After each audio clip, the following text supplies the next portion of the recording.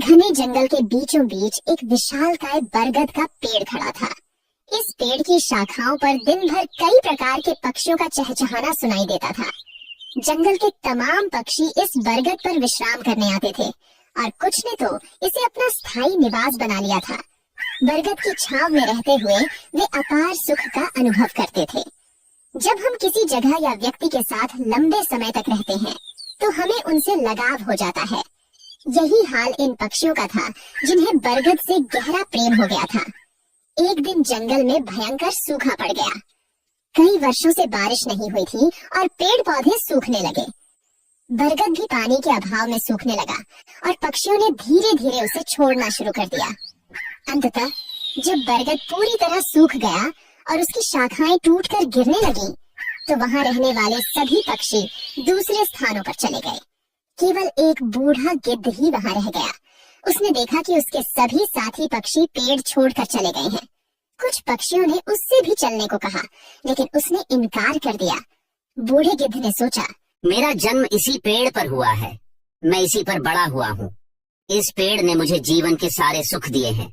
आज जब यह पेड़ संकट में है तो मैं इसे छोड़कर कैसे जा सकता हूँ। ये पेड़ मेरे लिए माता पिता जैसा है। मैं इस पेड़ को छोड़कर नहीं जाऊंगा, चाहे कुछ भी हो जाए। जो लोग अपने माता पिता को बुढ़ापे में छोड़ देते हैं वे बड़े स्वार्थी होते हैं। गिद्ध ने निश्चय किया कि वह मरते दम तक इस पेड़ का साथ नहीं छोड़ेगा। समय बीतता गया और पेड़ दीमक से ग्रसित होकर और भी कमजोर हो गया, लेकिन गिद्ध फिर भी उसे नहीं छोड़ा। वह दिन में अपना भोजन ढूंढने के बाद शाम को उसी सूखे हुए पेड़ पर लौट आता था। कई दिन इसी तरह बीत गए। जो पक्षी पेड़ को छोड़कर चले गए थे, उन्होंने सोचा, गिद्ध काका अभी भी उस सूखे पेड़ पर रह रहे हैं। वे सब उसे समझाने के लिए वापस आए और उससे बोले, गिद्ध काका, यह पेड़ अब मर चुका है। इसे छोड़कर किसी सुरक्षित जगह पर चलिए। यह पेड़ कभी भी गिर सकता है और आपकी जान भी जा सकती है। लेकिन गिद्ध ने कहा, भाइयों, यह पेड़ मेरे माता पिता के समान है। मैं इसी पर बड़ा हुआ हूँ और इस पेड़ ने मुझे जीवन के सारे सुख दिए हैं। मैं इसे इस कठिन समय में नहीं छोड़ सकता। यह मेरी सबसे बड़ी खुदगर्जी होगी। गिद्ध की बातें सुनकर पक्षी निराश हो गए और लौट गए। वे इंद्र के पास गए और सारी बात बताई। इंद्र ने पक्षियों की बात सुनकर गिद्ध को समझाने का निर्णय लिया। इंद्र ने गिद्ध से कहा, हे गिद्धराज, यह पेड़ अब बहुत कमजोर हो चुका है। इसकी शाखाएं गिर चुकी हैं और इस पर एक भी हरा पत्ता नहीं बचा है। अगर यह पेड़ गिर गया तो आपकी जान भी जा सकती है। इसलिए इसे छोड़कर किसी सुरक्षित जगह पर चले जाइए। हे भगवान, जब मेरा जन्म हुआ था मेरे माता पिता मुझे इसी पेड़ पर छोड़ गए थे। मैं इस पेड़ पर बड़ा हुआ हूँ और इसी पर रहते रहते बूढ़ा हो गया हूँ। आज जब यह पेड़ संकट में है तो मैं इसे छोड़कर कैसे जा सकता हूँ। मैं मरते दम तक इस पेड़ का साथ नहीं छोड़ूंगा। इंद्र गिद्ध की निष्ठा देखकर प्रसन्न हो गए और बोले, मैं तुम्हें वरदान देना चाहता हूँ। बताओ तुम्हें क्या चाहिए। हे भगवान, मुझे वरदान नहीं चाहिए। इस पेड़ को वरदान दीजिए ताकि यह फिर से हरा भरा हो जाए और इसकी आयु बढ़ जाए। इससे हजारों पक्षियों का भला होगा। इंद्र ने गिद्ध की बात मान ली और पेड़ को फिर से हरा भरा बना दिया। पूरे जंगल में बारिश हो गई और जंगल के सभी पेड़ पौधे फिर से हरे भरे हो गए। जो जीव जंतु जंगल छोड़कर चले गए थे वे फिर से लौट आए। सभी पक्षी बरगद पर आकर चहचहाने लगे और गिद्ध काका की सेवा करने लगे। इस प्रकार गिद्ध ने अपने जीवन के आखिरी दिन सुखपूर्वक बिताए। हमें भी इस कहानी से यह सीख मिलती है कि हमें अपने अपनों का बुरे वक्त में कभी साथ नहीं छोड़ना चाहिए, विशेषकर अपने माता पिता का। वे हमारे जीवन दाता हैं और हमें पालने पोसने में उन्होंने जो कठिनाइयां सही हैं, उनका बुढ़ापे में सहारा बनना हमारा कर्तव्य है। बहुत समय पहले की बात है। समुद्र के किनारे एक छोटी सी गौरैया अपने घोंसले में रहती थी। एक दिन उसने 2 अंडे दिए। सुबह होते ही उसने सोचा, मैं जल्दी से दाना चुगने जाती हूँ, तब तक मेरे अंडे यहाँ सुरक्षित रहेंगे। किसी को नहीं पता कि मैंने 2 अंडे दिए हैं। गौरैया दाना चुगने चली गई। उसे दाना चुगने में शाम हो गई, लेकिन जब वह वापस आई तो उसने देखा, अरे मेरे अंडे कहाँ गए? यहाँ तो कोई भी नहीं है। उसने देखा कि समुद्र हंस रहा है। गौरैया ने पूछा, समुद्र, क्या तुमने मेरे अंडे लिए हैं? तुम हंस क्यों रहे हो? मुझे सच सच बता दो, मेरे अंडे कहाँ हैं? तुमने ही मेरे अंडे चुराए हैं। मेरे अंडे वापस करो। समुद्र ने जवाब दिया, नहीं, मैंने तुम्हारे अंडे नहीं लिए। मैं क्यों तुम्हारे अंडे लूंगा? मुझे तुम्हारे अंडे चुरा कर क्या मिलेगा? मुझे नहीं पता तुम्हारे अंडे कहाँ हैं। मुझे परेशान मत करो, खुद ही ढूंढ लो अपने अंडे। समुद्र की बात सुनकर गौरैया को गुस्सा आ गया। उसने कहा, अगर तुमने मेरे अंडे वापस नहीं किए तो मैं तुम्हें पूरा सुखा दूंगी। एक माँ की ताकत को तुम नहीं जानते। माँ अपने बच्चों पर कोई आंच नहीं आने देती। समुद्र हंसते हुए बोला, तू मुझे सुखाएगी? तू गौरैया, चल ये कोशिश करके देख ले। गौरैया गुस्से में अपनी छोटी सी चोंच में समुद्र का पानी भरती और किनारे पर उड़ेल देती। पास से गुजरते हुए एक चिढ़ा ने पूछा, अरे गौरैया बहन, आज तुम दाना चुगने नहीं आई और तुम यह क्या कर रही हो? गौरैया ने जवाब दिया, मैं समुद्र का पानी सुखाकर अपने अंडे वापस लूंगी। तुम जाओ, मुझे अपना काम करने दो। चिढ़ा ने कहा, पर गौरैया बहन, यह कार्य असंभव है। इस तरह तुम समुद्र का पानी नहीं सुखा पाओगी। गौरैया दृढ़ निश्चय के साथ अपने कार्य में लगी रही। जब वह थक जाती तो थोड़ी देर रुककर फिर से काम में जुट जाती। इस कार्य में गौरैया को कई दिन हो चुके थे। भूखी प्यासी गौरैया की तबीयत खराब होने लगी। यह देखकर सभी पक्षी चिंतित हो गए। यह गौरैया अगर इसी तरह भूखी प्यासी इस कार्य में लगी रही तो अनर्थ हो जाएगा। हमें गरुड़ देव के पास चलकर सहायता मांगनी चाहिए। सभी पक्षी मिलकर गरुड़ देव के पास गए। गरुड़ देव ने पूछा, क्या बात है, सब ठीक तो है? आज सभी पक्षी एक साथ मेरे पास आए हैं। पक्षियों ने बताया, गरुड़ देव, एक छोटी गौरैया अपनी जिद पर अड़ी है और इतने विशाल समुद्र का पानी सुखाने का प्रयास कर रही है। इसी वजह से उसका स्वास्थ्य भी गिर रहा है। कृपया उसकी मदद कीजिए। गरुड़ देव समुद्र तट पर गौरैया के पास गए और बोले, गौरैया, मेरी चोंच थोड़ी बड़ी है, क्या इस कार्य में मैं तुम्हारी कुछ सहायता करूं? नहीं गरुड़ देव, आप मेरी वजह से परेशान मत होइए। ये मेरी लड़ाई है, मैं इसे खुद लड़ूंगी। मुझे कोई मदद नहीं चाहिए। गरुड़ देव ने सोचा, बच्चों की वजह से यह चिड़िया किसी की नहीं सुनेगी। इसके लिए अंडों को ढूंढने से ज्यादा महत्वपूर्ण कोई कार्य नहीं है। मुझे भगवान श्री हरि के पास जाना होगा और उनसे विनती करनी होगी। गरुड़ देव भगवान विष्णु के पास गए और प्रार्थना की, हे नारायण, आपकी जय हो। कृपया हमारी सहायता कीजिए। एक नन्ही गौरैया समुद्र का पानी सुखाने की ठान बैठी है, जो कि संभव नहीं है। उसका स्वास्थ्य भी गिर रहा है। पक्षीराज गरुड़, मैं इस गौरैया के दृढ़ निश्चय से बहुत प्रसन्न हूँ।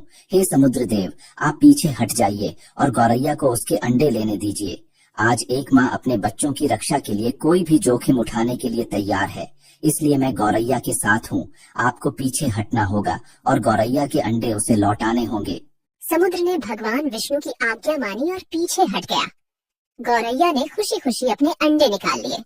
समुद्र ने कहा, गौरैया, मुझे माफ कर दो, आज तुम्हारा विश्वास जीत गया। गौरैया ने गर्व से कहा, मैंने कर दिखाया, मेरे अंडे मुझे वापस मिल गए। नारद, तुम तो हमेशा भ्रमण करते रहते हो, कोई ऐसी घटना बताओ जिससे तुम चौंक गए हो। प्रभु, मैं अभी अभी जंगल से आ रहा हूँ। वहाँ मैंने एक अद्भुत घटना देखी। एक गाय दलदल में फंसी हुई थी और उसे बचाने वाला कोई नहीं था।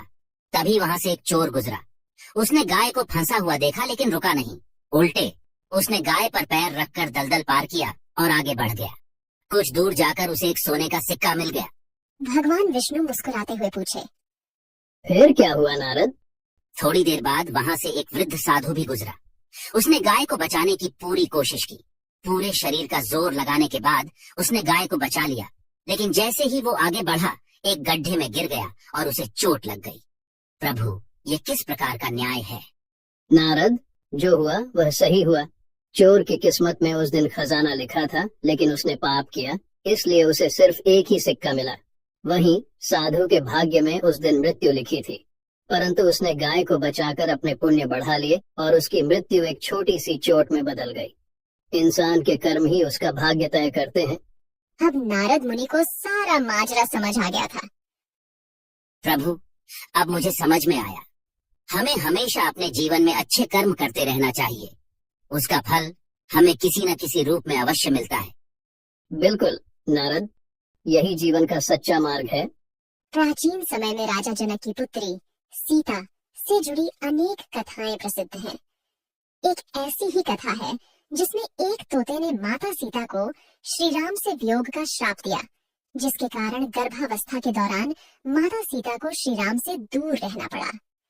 एक दिन की बात है, जब छोटी सीता अपनी सहेलियों के साथ बगीचे में खेल रही थी, बगीचे के एक पेड़ पर तोते का एक जोड़ा बैठा था और वे आपस में बातें कर रहे थे। इस युग में राम नामक एक प्रतापी राजा होंगे और उनकी अद्वितीय पत्नी सीता होंगी। श्री राम सभी राजाओं को अपने अधीन कर लेंगे और देवी सीता के साथ 11,000 वर्षों तक राज करेंगे। धन्य है श्री राम और धन्य है सीता। ये सुनकर सीता का ध्यान उस ओर गया। अपने विवाह की बात सुनकर वह उत्सुक हो गई और उस तोते से पूरी कथा सुनने की इच्छा की। उन्होंने अपनी सहेलियों से तोते को पकड़कर लाने को कहा। सहेलियों ने तोते को पकड़कर सीता के पास लाया। सीता ने प्यार से पूछा, तुम कौन हो और कहां से आए हो? तुम जिस राम और सीता की बात कर रहे थे उसकी जानकारी कैसे मिली? हम वाल्मीकि ऋषि के आश्रम के पेड़ पर रहते हैं। उन्होंने रामायण नामक एक सुंदर काव्य लिखा है और उसे अपने शिष्यों को पढ़ाते हैं। हम भी उसे सुनते हैं और इसी कारण हमें ये कथा याद हो गई है। अच्छा, तो तुम श्री राम और माता सीता के बारे में बहुत कुछ जानते होगे। हाँ, थोड़ा बहुत। मुझे और बताओ। श्री राम महर्षि विश्वामित्र के साथ अपने 3 भाइयों भरत, लक्ष्मण और शत्रुघ्न के साथ मिथिला आएंगे और भगवान शिव के धनुष को तोड़कर देवी सीता से विवाह करेंगे। श्री राम के तीनों भाइयों का विवाह भी मिथिला में होगा। तोते की बातें सीता को बहुत प्रिय लगी। तुम्हारी बातें मुझे बहुत अच्छी लग रही हैं। श्री राम के गुणों के बारे में कुछ और बताओ। सीता की उत्सुकता देखकर मादा तोता समझ गई कि यह जनक नंदिनी सीता ही है। फिर भी उसने बिना इसका एहसास दिलाए कहा, श्री राम के रूप और गुणों का वर्णन जितना किया जाए कम है। वे हर प्रकार के ऐश्वर्य से युक्त हैं। जनक नंदिनी सीता धन्य है जो श्री राम के साथ हजारों वर्षों तक रहेंगी। परंतु तुम कौन हो जो यह सब सुन रही हो? जिसे तुम जनक नंदिनी सीता कहती हो वह मैं ही हूँ। श्री राम ने मेरे मन को मोह लिया है। जब वे मिथिला आकर मुझसे विवाह करेंगे तभी मैं तुम्हें छोड़ूंगी। तुम मेरे महल में सुखपूर्वक जीवन बिताओ। हम वन में रहने वाले पक्षी हैं और स्वच्छंद विचरण पसंद करते हैं। महल में हमें सुख नहीं मिलेगा। मैं गर्भवती हूँ और अपने बच्चे को जन्म देने के बाद वापस आ जाऊंगी। पेड़ पर बैठे उसके पति तोते ने भी सीता से विनती की, हे जनक नंदिनी, उसे छोड़ दो। वह गर्भवती है और महल में नहीं रह सकती। दोनों तोते सीता से उन्हें छोड़ने की मिन्नतें करते रहे, परंतु सीता अपनी जिद पर अड़ी रही। तोते की पत्नी का वियोग असहनीय हो रहा था और वह क्रोधित हो गई। उसने श्राप देते हुए कहा, गर्भावस्था में मुझे तुम अपने पति से अलग कर रही हो, इसलिए मैं तुम्हें श्राप देती हूँ कि गर्भावस्था में तुम्हें भी अपने पति से अलग होना पड़ेगा। इतना कहकर मादा तोता राम राम कहकर मर गई। थोड़ी देर बाद नर तोता भी पत्नी के वियोग में मर गया। कहा जाता है कि यही तोता अगले जन्म में धोबी बना और उसके लांछन के कारण ही माता सीता को श्री राम से दूर होना पड़ा था।